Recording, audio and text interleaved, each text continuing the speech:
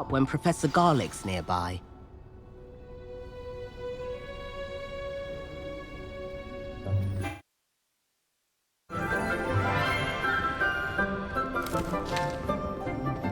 Good morning, Professor Garlick. How wonderful it is to see you again, Lenora dear. Oh, here, you'll need these for today's class. A little treat for your auntie. Ah, hello! Class, please welcome the newest rose in our garden. We do look forward to growing together. How thrilling it is to have everyone back together again. This year will be filled with enchantment and excitement, but the most important thing cultivated in herbology is knowledge. The prudent herbologist is no more afraid of the venomous tentacula than the bouncing bulb. Now then, today we will be acquainting ourselves with the mellifluous tuber known as the mandrake root.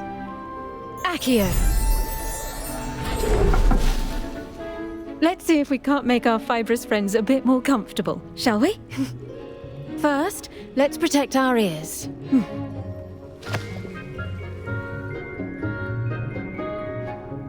Now, everyone, grip their mandrake by the tendrils and give it a firm tug.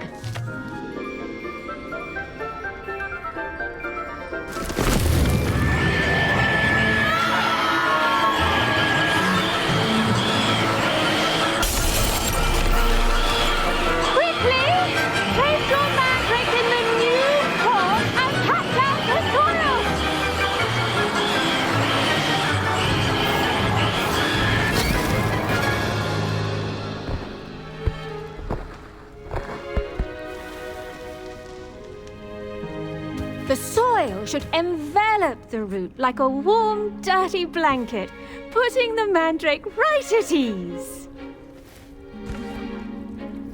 Reparo! I'm very sorry about that. Yours was a bit mature, I'm afraid. All right then, off you go. Splendid work, everyone!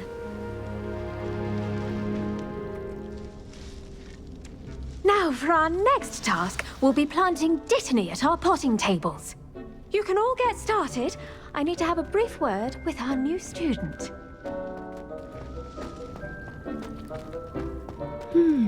I wonder if hippogriffs... The best time to plant a seed is last season.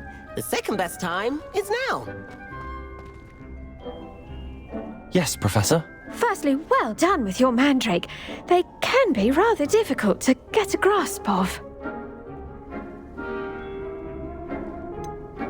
I'll say, nearly went deaf. Well, yes. Of course, the cry of a mature mandragora can be fatal, so remember to keep those ears protected. Now, as I mentioned, next we'll be planting dittany. Let us find you some seeds. I already have some, Professor. Picked them up in Hogsmeade. You visited the Magic Neep. Wonderful. A prepared student is bound to bloom. I've arranged for you to have your own potting table here in the classroom. Wasn't easy to spare one on such late notice. Plant the seeds there now, and you can return to harvest them later.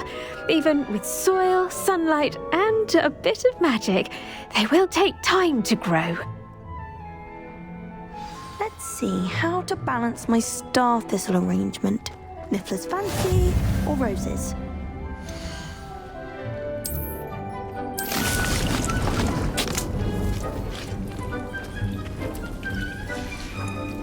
Well done! Once it can be harvested, your dittany will be ready to use in Wiggenweld potion. I'll let Professor Sharp tell you about that. Now, what say we branch out? Introduce you to a different sort of flora, the Chinese chomping cabbage. You'll find that some plants are better suited to uses outside of a cauldron. The cabbages do get testy without something to chew. Fortunately, I have a dummy for them to gnaw on. Be a dear and let them have a good chomping. Yes, Professor. They're in the other greenhouse. It's just at the end of the footbridge leading out of this room. Your classmate, Mr. Pruitt, has kindly offered to accompany you. Come back and see me when you're finished. Oh, and mind your fingers. They do bite.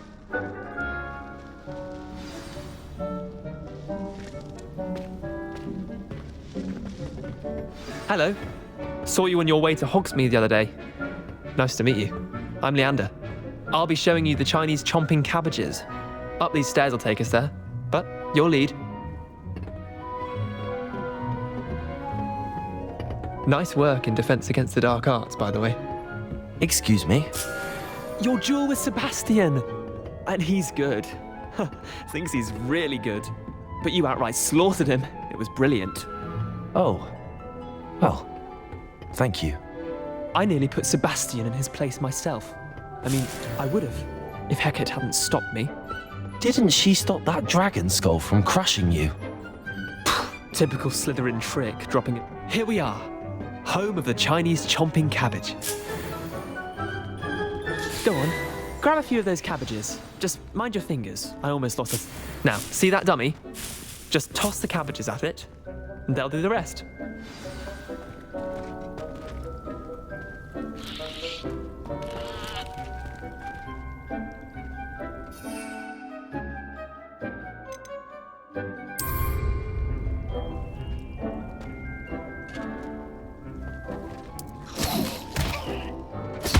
Look at that! They'll chomp on anything they can get their mouths on.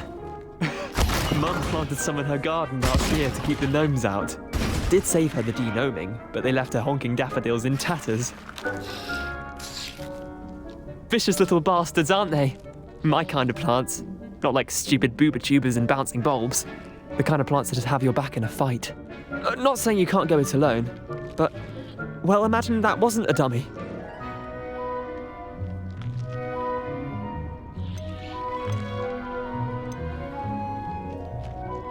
Just because those cabbages will chomp on a dummy doesn't mean they do the same on, say, a goblin. It's chaos out there. Trolls in Hogsmeade and such. You can't be above throwing a cruciferous vegetable if necessary. Dogweed and deathcap has more of them, if you're keen. Other plants too. Ones your parents wouldn't plant in the garden. You get the idea. Anyway, we probably ought to head back to class. Take your time. I'll see you back in class.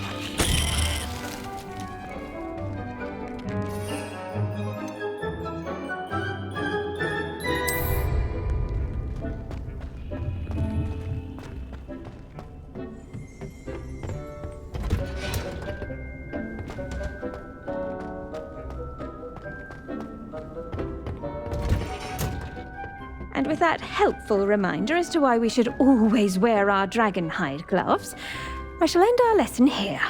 Terribly sorry, Mr. Clopton. I tended to the Chinese chomping cabbages, Professor. Remarkable plants, aren't they? I hope they weren't too much trouble. Oh, don't see any bite marks or missing digits. And good, as you do seem to be quite green-fingered. Oh, I'm eager to see your skill in the soil continue to blossom. Thank you, Professor, but looking after plants isn't all that thrilling to me. I think you'll come to see that the fruit is well worth the labour. As we herbologists like to say, tend to your plants and they'll tend to you. Huh. Well, I suppose that's everything. Do come by for a chat sometime. I so enjoy checking in with my new students.